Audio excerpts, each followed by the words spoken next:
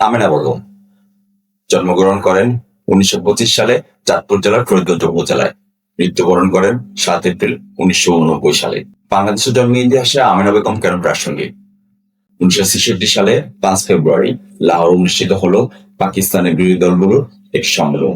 সেই সম্মেলনে বাংলাদেশের পক্ষে বা পূর্ব পাকিস্তানের পক্ষে বঙ্গবন্ধু শেখ মুজিবুর রহমান পেশ করলেন 6 দফা।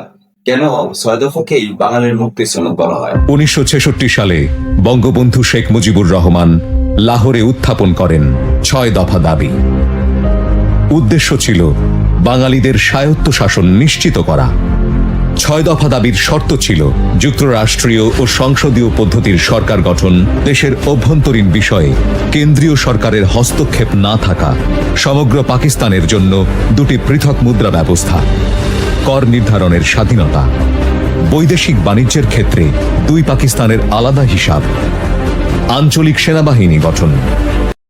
Economic life of Pakistan. And all of central government administration is in West Pakistan. Capital, central administration, military installations, everything West Pakistan. Though East Pakistan has 56% population, still they are not getting any right in the central administration, economic field, and other fields. Naturally, East Pakistan people want that they should get this self-determination and this full regional autonomy. Only foreign defense, foreign affairs and currency should be in the hands of central government, or the residuary power should go to the regions. Now, when the leaders from Pakistan got together, Sheikh Mujib made the point, and that is the origins of the 6-point demand, that yes, we want democracy, but we also want regional autonomy. We want democracy, but we want it within a federal framework where there will be a substantial measure of regional autonomy. And 6 points was really the detailing out of a new federal scheme. Mujib's political campaigns landed him in prison on numerous occasions. এই 6 দফা মূলত ছিল স্বায়ত্তশাসনের দাবি, autonomy যাকে বলে। ছাত্র যুব সমাজ এবং নিউক্লিয়াসের পক্ষে দাবি ছিল, স্লোগান ছিল যে 6 দফা না হয় 1 দফা, যদি স্বায়ত্তশাসন না হয় তাহলে স্বাধীনতা।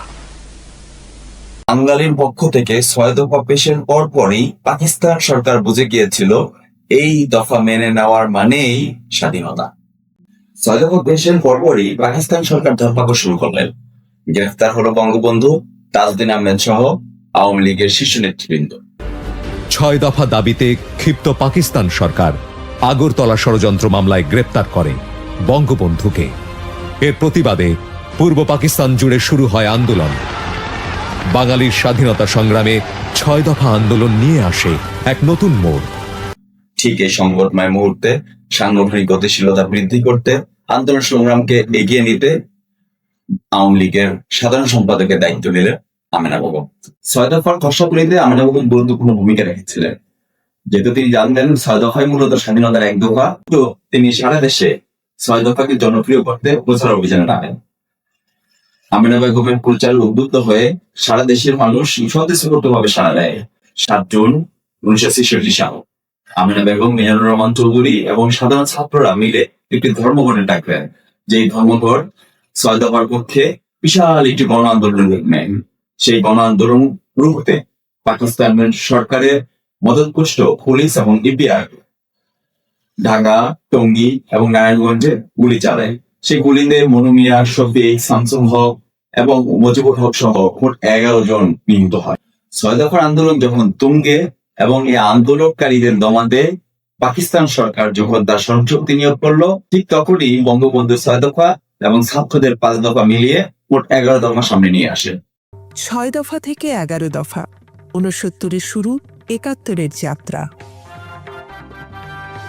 মুক্তিযুদ্ধ হঠাৎ করে হয়নি। 66-র 6 দফায় স্বায়ত্তশাসনের দাবিতে জন্ম নেয় আমাদের স্বাধীনতার বীজ। 69-এর 11 দফায় যা স্বাধিকারের গণদাবিতে হয় অঙ্কুরিত। এভাবেই 69-এর গণ অভ্যুত্থানে 71-এর আসন্ন জনযুদ্ধের দামামা বেজে ওঠে।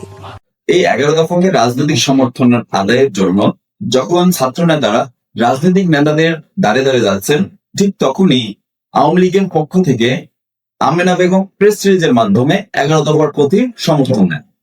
69-এর 4 জানুয়ারি এটা প্রেস কনফারেন্সের মাধ্যমে আমরা এই সর্বদলীয় ছাত্র সংগ্রামে এই 11 দফা উপস্থাপন করা হলো ডাকসু অফিসে এবং সাংবাদিকদের ডেকে সংবাদ সম্মেলনের মাধ্যমে। এই দিস ইজ হাউ 11 দফা আন্দোলন শুরু হলো। প্রায় 11 দফা আন্দোলনের সাপোর্টের জন্য আমরা সব রাজনৈতিক দলের নেতাদের কাছে গিয়েছি, ভাসানী স্যারের কাছেও আমি নিজেও গেছি দল আমার টিম নিয়ে। তারপরে মুজাফফরনগরের মুজাফর সাহেবের কাছে গেছি, অন্যান্য ইয়েদের কাছে গেছি, পিডিপি ছিল তখন, ওদের কাছে গেছি। তো আতাউর রহমান খান ছিল, এটা এনারা কেউ আমাদের সাপোর্ট দেয় নাই।